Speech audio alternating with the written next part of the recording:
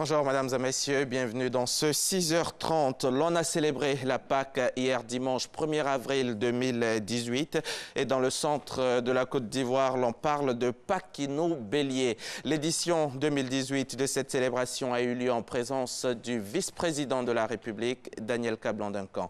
Jérôme Kofi Abola. Au lieu de la cérémonie, que du beau monde mobilisé pour l'attendre. Aussi, les allocutions dans le cadre de cette mobilisation ou de l'accueil qui lui est réservé sont-elles quasi unanimes quant au sens même de Paquinou du Bélier. Il s'agit en un mot d'un mouvement de valorisation culturelle et de recherche de l'excellence visant à la promotion du vivre ensemble et de l'ivoirien nouveau, un idéal cher au président de la République Alassane Ouattara avec le soutien de son aîné, le président Henri Konan Bédié. La célébration de Paquinou du Bélier est l'expression achevée de l'engagement des populations ressortissant du grand centre en faveur de la cohésion sociale, la consolidation de la paix et constituer un cadre permanent de fraternisation des fils et filles de toute la Côte d'Ivoire. Voyez-vous, Paquinou du Bélier se veut un rendez-vous aussi de promotion de la culture, du tourisme, une tribune de réflexion pour renforcer la cohésion sociale entre les communautés de notre pays à travers le vivre ensemble qui s'inspire de nos valeurs traditionnelles, des codes ancestraux, de cohabitation, qui ont fait leur preuve et qui continuent de nous servir. Le vice-président Daniel Kablan-Duncan, tout en saluant le thème choisi pour la circonstance, à savoir l'alliance séculaire Agni-Baoulé, quelle leçon pour la consolidation de la paix en Côte d'Ivoire, indique qu'il est bien à propos. Dans un environnement multi-ethnique et multiculturel comme celui de nos États, ces alliances servent de ciment social entre les groupes sociaux. Et par le passé, elles ont souvent servi de facteurs d'atténuation de tensions et de conflits entre les groupes concernés. Le principe de ces alliances, vous le savez, est que les faiblesses et les défauts vrais ou supposés des uns sont tournés en dérision par les autres et vice-versa. La symbolique paradoxale et forte des parentés et alliances à plaisanterie réside dans le fait que, certes, les protagonistes se lancent des invectives et se moquent les uns les autres, mais ils savent qu'il ne faut pas prendre cela trop au sérieux, ces propos, en apparence offensant, bien au contraire. Au fond, l'alliance à plaisanterie permet de simuler une querelle, de dire des choses qui, en temps normal, pourraient fâcher l'autre pour surmonter un différend ou un conflit réel.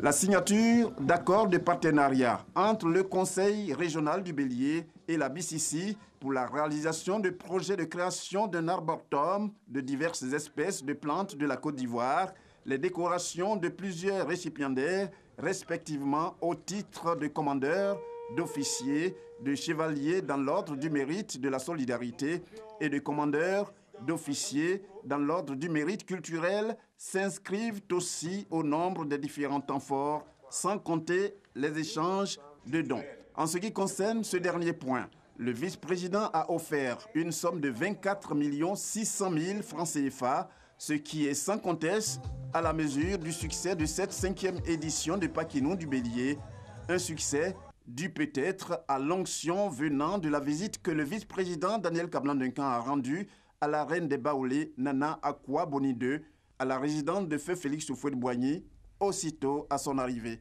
à Yamoussoukro. Et le ministère de la Santé et de l'Hygiène publique s'est associé pleinement à cette célébration de Paquinou Bélier 2018. Et des unités de soins mobiles ont été déployées à Yamoussoukro et Toumoudi. Consultation, sensibilisation sur le VIH, distribution de médicaments étaient au programme. L'opération était entièrement gratuite sous la supervision de la ministre elle-même, la ministre Raymonde Goudou-Kofi, qui était au devant des activités. C'est ce que nous dit Kader Sogodogo. Place Jean-Paul II, Yamoussoukro, Paquinou Bélier 2018. Le stand du programme national de lutte contre le sida est bien animé. La ministre de la Santé et de l'Hygiène publique, Raymonde Goudou-Kofi, fait de la sensibilisation. Pour m'adresser plus particulièrement aux jeunes et adolescents et leur dire que ma santé ma vie, c'est important. Et qu'il doit faire en sorte de préserver leur existence.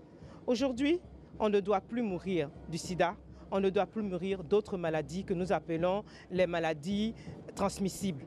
Il faut absolument que les jeunes comprennent que leur devoir, c'est de préserver leur existence. Des préservatifs sont distribués gratuitement. Personne n'échappe.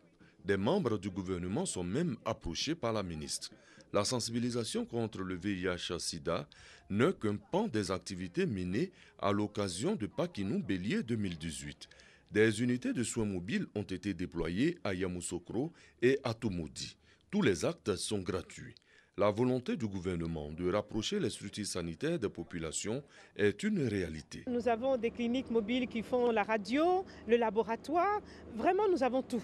Et donc, nous allons à la rencontre. Vous savez que c'est la politique du président Alassane Ouattara. Il a dit qu'il voulait une politique de santé de proximité. Il insiste et nous avons concrétisé cela à travers ces cliniques mobiles. Après la région du Bélier, la caravane sanitaire avec les unités de soins mobiles ira vers San Pedro et la région de Bouéké. Direction Ouora, dans le département de Kouto. La localité a célébré samedi sa deuxième école primaire et son désenclavement en présence du ministre Bruno Niabagné-Koné, cadre de Kouto. Si l'établissement est un don du PPU, la route, une composante de l'axe Bundiali-Tengrela, frontière Mali, est l'œuvre d'un financement tripartite de 4 milliards 500 millions de francs CFA. Léon Brou, de la station régionale RTI Bouaké. Ouora, le plus gros et le plus peuplé des villages du département de Kouto. Environ 9000 âmes, mais seulement une école primaire jusqu'à l'an dernier. Pour donc lever les obstacles à la politique de l'école obligatoire, voici la réponse du chef de l'État. Cet établissement primaire de cette classe avec bureau de directeur, tout équipé. L'EPP Ouora 2, financé par le PPU, le programme présidentiel d'urgence est opérationnel depuis cette année scolaire. Il y avait des classes de 100 élèves. Nous ne pouvons plus supporter les plaintes des enseignants. En plus de l'école, le réseau routier national s'est vu prolongé à Ouora dans le cadre de la réalisation de la route Bundiali frontière Mali de 7 km de bitume, soit 4 milliards 500 millions de francs CFA investis par l'État, la BOAD et la BID pour désenclaver cette localité aussi réputée pour être le grenier de Kouto. Il était pratiquement impossible de faire les 5 km Zaginasso-Ouora. Les récoltes, on les avait sur nous, on ne savait que faire. Alors, avec la bretelle qui a été reprofilée d'abord, on ne pouvait pas mesurer la joie de la population. Et lorsque le bitume est venu, c'est la cerise sur le gâteau. Parrain de l'inauguration de la nouvelle école et de la route de Ouora, le ministre Bruno Koné explique l'effectif embarquement de la Côte d'Ivoire dans le train de l'émergence, objectif du président Alassane Ouattara. Nous sommes dans la bonne direction. Nous avons une vision, celle du président Alassane Ouattara. Nous avons une action qui est forte sur la totalité du territoire. Nous inaugurons ici une route, mais tous les jours, dans toute la Côte d'Ivoire, des routes s'inaugurent, des ponts s'inaugurent, des écoles sont inaugurées, des centres de santé sont inaugurés. Et d'ajouter qu'aucun Ivoirien ni aucune localité n'est exclu de ce processus, le porte-parole du gouvernement exhorte depuis Ouora à soutenir le chef de l'État. Entre autres voies indiquées, l'union, la solidarité et l'entente, gage de paix et de développement. Ici, à Abidjan, Grand Bassam, pour ne pas oublier les victimes de l'attentat de mars 2016. Les hôteliers et restaurateurs de la ville balnéaire organisent depuis l'année dernière un concert hommage aux victimes. Cette année, Yodé, les Cocos et une dizaine d'artistes sont allés égayer les populations. Et au cours de cette deuxième édition, qui a eu lieu les 30 et 31 mars dernier, le président des hôteliers et restaurateurs de Grand Bassam a invité les populations à fréquenter Grand Bassam, la ville patrimoine mondial de l'UNESCO. C'était en présence de notre reporter Issa Chonayo.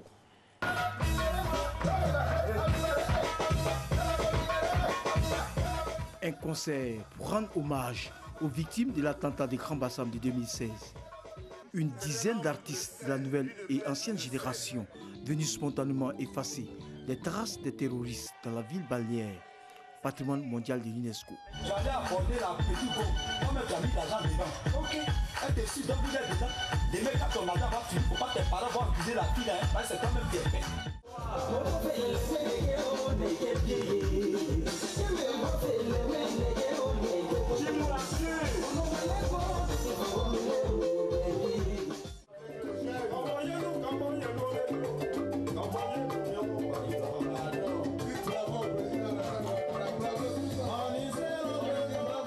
Ce spectacle riche en sons permet au public de savourer des instants inoubliables avec leurs idoles.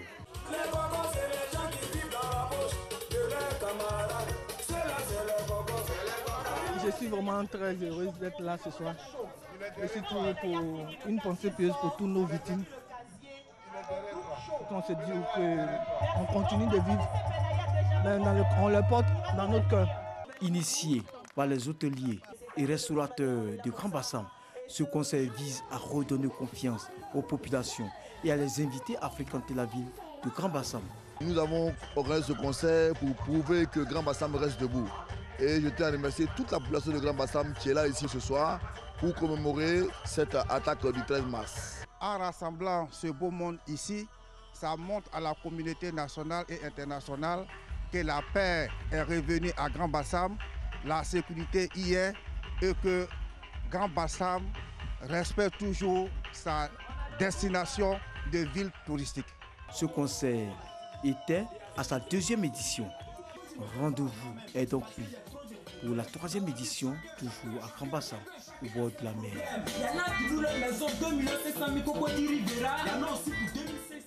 Reportage signé Issa Chonoyeo. Et pour terminer ce journal, un mot de l'actualité internationale. Une semaine sociale agitée commence ce lundi 2 avril en France avec la grève des cheminots qui devrait fortement impacter le trafic ferroviaire ce mardi.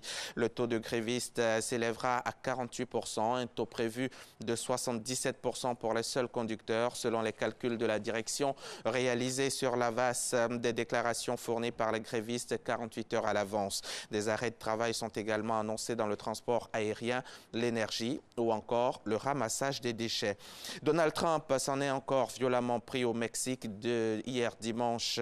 Selon lui, le pays ne fait rien pour freiner les migrants d'Amérique centrale qui traversent ensuite clandestinement la frontière pour entrer aux États-Unis. Le président américain semble surtout frustré de ne pas avoir obtenu les crédits nécessaires à la construction du mur qu'il veut ériger pour séparer les deux pays. C'était l'une de ses promesses phares. Merci de nous avoir suivis et bonne fête de Pâques.